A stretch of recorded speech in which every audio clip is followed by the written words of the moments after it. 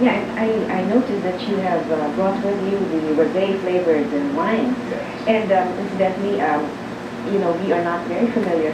What is popular is either the red wine or the white wine. Mhm. And the rosé flavored is not really that popular, but it's very flavorful. And thank you. And incidentally, it's also the theme of our show because this is the month of June, and rose is the flower of June. So, rose flavored wines is very welcome. Thank you. Would you like to tell us more about the rosé flavored wine? Well, the rosé is what we call, it's a middle of the road wine. It's not white, it's not red, but it's made out of red grapes.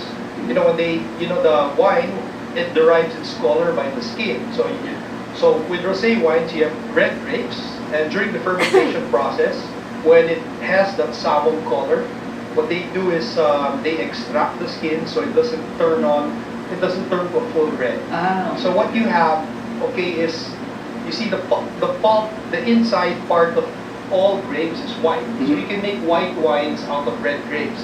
And wines are red because of the skin. Yeah, yeah. So what they do is when it has that salmon color, they extract the skins, and here now you have a rosé wine or a white wine that has a bit of complexity. Yet it's not that heavy. And these wines work, they go really well during summer. They're picnic wines. Oh, okay. So they're nice to, what do you call this, cool yourself. Because it's light. It's light. That's that airy thing to it. And it's very appropriate for our country, especially during warm days. Oh, yeah, yeah. Refreshing. It's a beach wine. Oh, okay. Kind of rainy season though. And so I know that you are into the food and beverage industry, very active, and also into travel, right? So, and I was told that you recently diversified into a restaurant, into the restaurant business. Oh, yes. We have a wine museum, and we also have, what do you call this, wine resto. A wine resto called Nectar. Oh. And in this restaurant, you get to preview all the different wines. We also have a wine station there. It's like a dispenser to be able to preview complex wines at a reasonable price, because you only paid for the portion. So it's a way of introducing complex wines to wine enthusiasts. That's an interesting business strategy. However, what I would like to ask you right now, I'm very interested in this. It says Premium Australian Chardonnay Pinot Noir. Yeah. Is that also a rosé? If it's Chardonnay and Pinot Noir? Okay, when you Complex.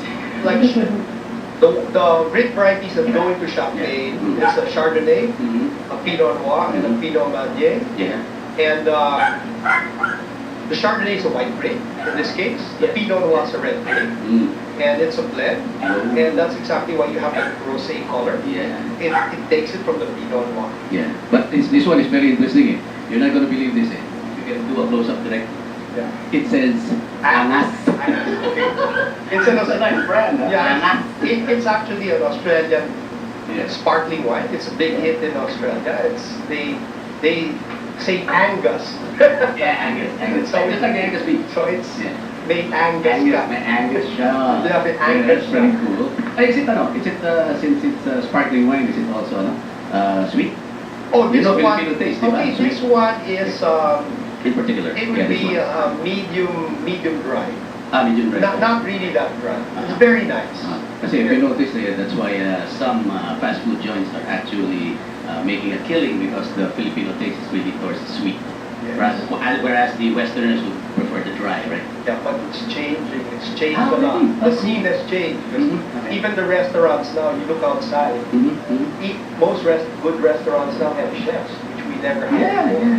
So the palate is evolving, Yeah. and people are shifting from hard to Yeah. wines Yeah. because you have the food channels. Yeah, there's so many of them. Yeah, everyone Yeah. is exposed. On cable. Okay. That's cool. So this one is a rosé. It's somewhere between a red and a white. Yes.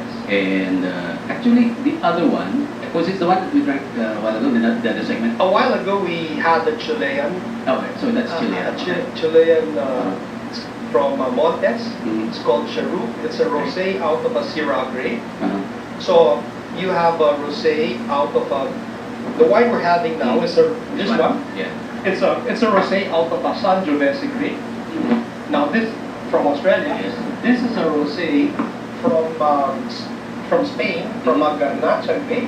Okay. And the one you had earlier was a rosé from a Syrah grape from Chile. Chilean. And you have a sparkling wine blend, which is a Chardonnay and a Pinot Kasi Noir. I wanted that because normally when I take the Chilean wine, it's kind of more robust. It's got a little bit of a kick to it. Yes, Whereas it's- this one is a little lighter. Right. The Chilean rosé is a bit richer. Mm-hmm. So it'll be excellent with food. Mm-hmm. While these lighter ones will go well with light food, and also And tobacco. they're very refreshing. Drink alone. Mm-hmm. Yeah. Very interesting. Oh, that was a very interesting and enlightening discourse. So would you like to also, I understand that you host wine tasting sessions how often? Yes, every Thursdays for the past 11 years, we've been doing wine tastings in the Ralph stores, in the wine museum, and also in Nectar. So we'd like to invite you, anyone that likes to learn about wine, food pairing, these are the places to do it. Oh, yeah. We have it every Thursdays for the last 11 years. Every Thursday. Oh, Yes. wow.